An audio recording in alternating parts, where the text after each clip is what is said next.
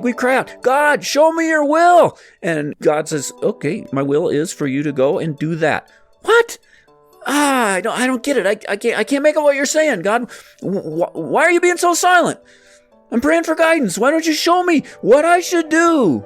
And God says, I told you, I want you to do this hard thing. What? Well, you're breaking up. God, what? Hello? God, why won't you speak to me?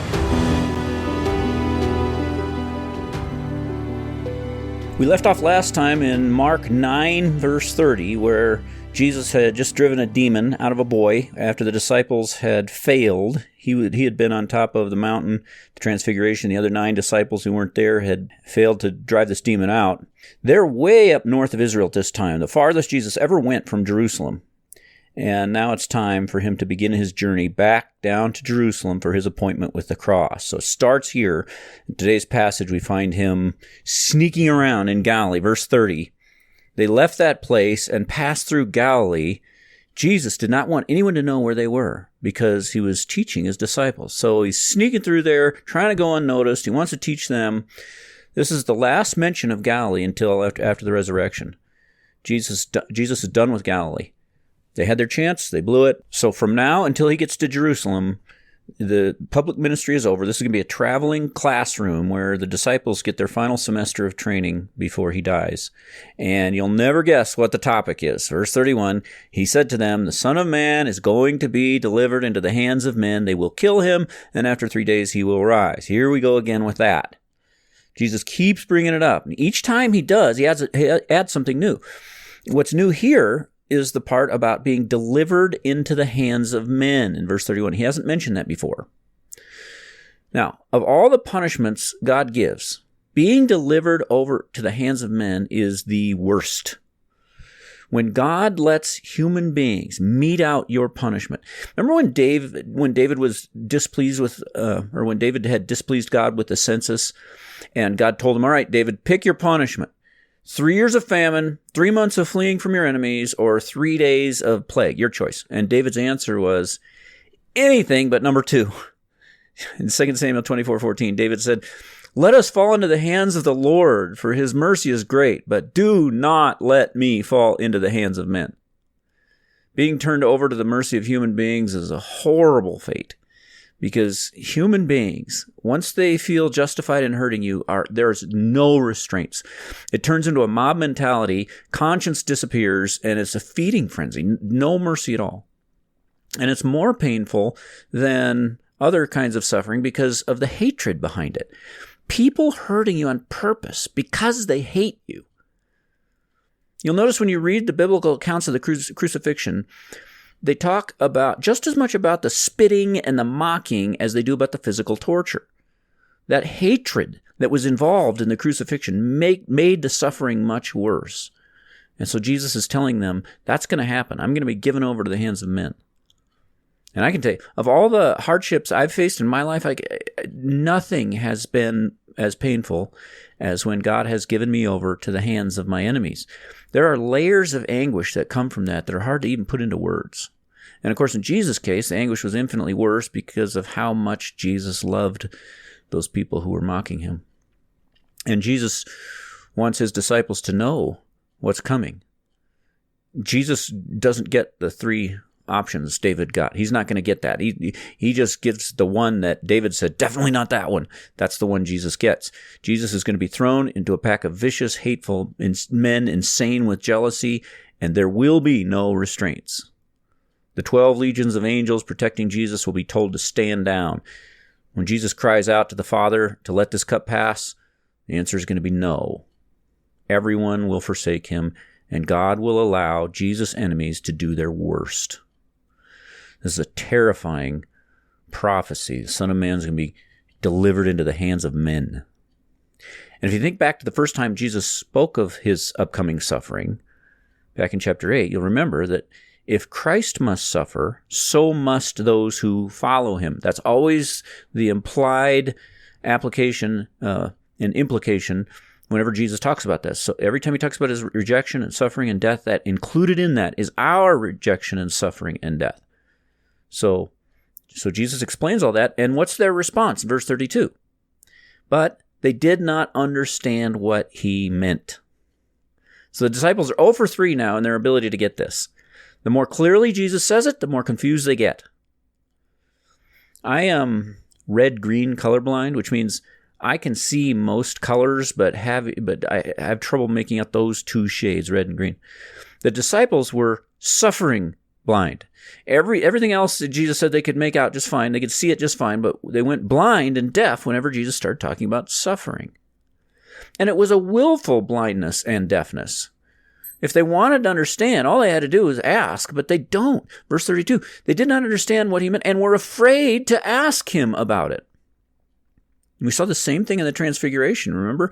They had 2 questions as they were coming down the mountain. What about Elijah? And what does rising from the dead mean? What do you mean by that, rising from the dead? They asked the Elijah question, no problem, but not the question about Jesus rising, dying and rising. They're afraid to ask that one.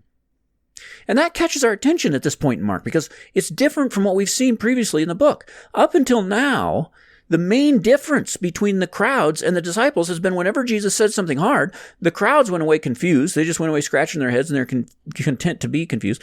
But the disciples followed him into the house and asked him, what does that mean? What does that mean? That's what we've seen up to now. But on this topic, they won't do it because they're afraid of the answer. They didn't fully understand what Jesus meant, but they understood enough to know that they didn't want to understand anymore. And so they were afraid. Verse 32, afraid to ask him. Anytime God starts talking to us about suffering, our ears tend to clog up and we get real hard of hearing because we're scared to death of suffering. We don't want to hear it. And that part's easy enough to understand. No one wants to suffer. But there's more to this than that. Here, there's a deeper reason why the disciples go so tone deaf to Jesus whenever he starts talking about this topic. And Mark's going to show us why. He's not going to tell us why, because Mark doesn't do Mark writes with a paintbrush instead of a pen, remember? He likes to show rather than tell. And so that's what he's going to do. 3 times Jesus teaches the 12 about his suffering, and all 3 times, guess what Mark places in the very next paragraph? I'll show you here. For the first time, it was in chapter 8. He talked about his suffering, and immediately one of them rebuked Jesus. Now he brings it up again in chapter 9. He mentioned it on the Mount Transfiguration to the 3, but the second time to the 12 in chapter 9, he mentions it here. And what's the very next thing that is recorded? They get into an argument about who's greatest. Then in chapter 10, in the next chapter, he's going to bring it up another time, and how are they going to respond there? Mark 10:33, the Son of Man will be delivered over to the chief priests and the teachers of the law. They will condemn him to death, and will hand him over to the Gentiles, who will mock him, spit on him, flog him, and kill him. 3 days later he will rise. Then James and John came to him, Teacher, verse 37, let one of us sit on your right and the other at your left in glory. It's the same thing every time. Jesus says, I'm going to suffer. And they say, yeah, whatever. By the way, aren't we great? They're consumed. Now, this isn't to suggest that this was their immediate response each time. Time may have elapsed between, in fact, it did in this case, elapsed between Jesus talking about his suffering and their focus on their own greatness. But the point Mark is making by his arrangement of the material is very clear. With his paintbrush, he's showing us that why they were unable to understand whenever Jesus talked about this. There was a disease in their hearts causing this selective blindness and deafness. And Mark paints us a picture or shows us an X-ray of that disease by the way he arranges the material. And even if you're not trained in reading X-rays, the disease isn't hard to spot. What is it? Self-exaltation, right? The first time Peter exalted himself above Jesus and rebuked him. The second time, they all try to exalt themselves above one another, arguing about who's the greatest. The third time, the sons of thunder are jockeying for the top 2 spots in the kingdom. Self-exaltation, self-exaltation, self-exaltation. And what had Jesus taught them was the proper response to his instruction about his upcoming suffering. The first time he brought it up, what did he say? What's the proper response? Self-denial. Remember? Mark 8:31. He then began to teach them that the Son of Man must suffer many things and be rejected by the elders, the chief priests, and the teachers of the law, and that he must be killed and after 3 days rise again. Then Peter and Jesus rebuke each other. Then this, if anyone would follow me, he must deny himself. The teaching about Jesus' suffering calls for self-denial. That's the proper response. One reason Jesus died was to help us stop living for ourselves. 2 Corinthians 5:15, Christ died for all, that those who live should no longer live for themselves, but for him who died for them and who was raised again. Not living for yourself is another way of saying deny yourself.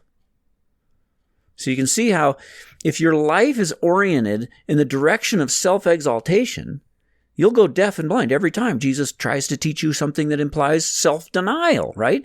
Because self-denial and self-exaltation are like oil and water. If I'm climbing the ladder of earthly greatness, the moment you talk to me about suffering and lowliness and rejection, my brain is going to go to a blue screen, right? Internal server error. System shutdown. Does not compute. When Mark keeps on showing us the disciples' confusion over and over on this point, the purpose isn't for us to say, oh, wow, Jesus sure did pick a bunch of dumbcoffs as his disciples.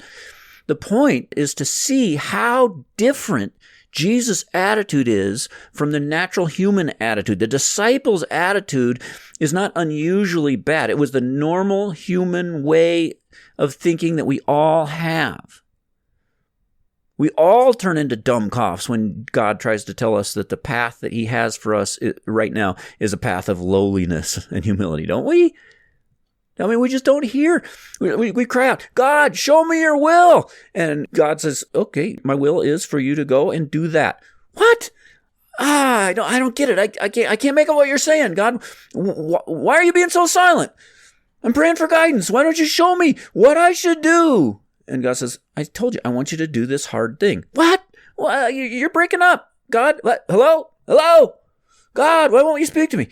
We can't hear because we don't want to hear. Whenever God calls us to do something that hinders our quest for earthly greatness, that requires humbling yourself, forgiving someone who really hurt you, going to a person to reconcile a broken relationship, giving up comfort or money or security, or to go do something that has no guarantees, anything that's going to put you in a position of lowliness, we just naturally get really confused. Why? Because it's complicated? No. It's because if you eliminate the right answer to a question, trying to figure out another answer is always going to be really confusing, no matter how easy the question is, right? Because if you're working on 2 + 2, but you rule out 4 as a possibility, then suddenly it becomes an incredibly complicated problem that leaves you stumped. When you're seeking human greatness, suffering and humiliation are just eliminated as possibilities. And then we have a hard time figuring out what direction God is pointing us. Jesus is going to give us a remedy to this in the next passage. He's going to show us how to fix this disease in our hearts that makes us blind and deaf. But for now, let's just apply Mark's X-ray machine to our own hearts. We've seen the disciples. Let's look at our own. Instead of reading this and thinking, oh, those guys are just such morons, a better thing would be for us to ask, is there anything the Lord wants to teach me right now that he can't teach me because of some attitude in my heart that's blocking it? We would do well to take a little time and search our hearts. Ask God to search your heart and reveal any attitude that's causing deafness whenever God wants to teach you certain lessons, especially ones that involve lowliness. One other thought I'd like to leave you with. Regarding this issue of being given over to the hands of men, it's good for us to remember whenever that happens, it's God's doing. He's the one who gives you over. There are plenty of people who would like to take control of your fate to one degree or another, right? You might have enemies who are actively trying to destroy your life, or it may just be people around you who want to use you or manipulate you in some way for their agenda, or maybe you're just in the way of their agenda, they just want to run over you or whatever. Whenever you encounter someone like that, one of two things is going to happen. Either God will give you over to their power and they will win, or he won't give you over and you'll be safe. Now, why would God give you over? Well, in some cases, it's chastisement for sin, like it would have been for David in 2 Samuel 24 if he would have chosen door number 2. But in other cases, it's the result of you obeying God. It's not about sin, it's about obedience, like it was for David before he became king. when he was being chased by his enemies all over the place. It might be for the purpose simply of testing your faith, or maybe some other purpose that you don't even know. The important thing is to realize that whatever the reason, it's from God. It's from God. When we are given over to the hands of men, when people have control over your life to hurt you, that's usually the hardest time to remember the sovereignty of God, isn't it? We can remember the sovereignty of God if a tornado hits our house or something. But when it's people, when it's our enemies, we get so focused on what people are doing to hurt us, sinful people, that we lose sight of the fact of this, that the whole situation is from the hand of God, just like every other trial in your life is. But if we can remember that, it makes it so much easier to take, because you know for sure it's for a good purpose, right? Everything God does is good for his children. When other people are in control of your life in some area, and they're making decisions that are to your detriment, it's natural to just get worked up, think your life is ruined, whatever. But we need to remember that when God gives you over to the hands of men, if you're his child, he is doing that for your ultimate good. And you can trust him in that just as much as in anything else. And how do we know that for sure? How do we know that it's not just pure punishment and retribution for our sins? Because Jesus was turned over to the hands of men out of punishment and retribution for our sins. That's what Jesus is talking about here. Thank you for listening. If you found today's episode edifying, why not share it with a friend? A simple post on social media can change a person's day. This season, the Food for Your Soul podcast features excerpts from our sermon series on the Gospel of Mark. Over 130 expository sermons covering every verse. You can find those and hundreds of other sermons for free download on drichardferguson.com. Until next time, rejoice in the Lord always and set your mind on things above, where Christ is seated at the right hand of God.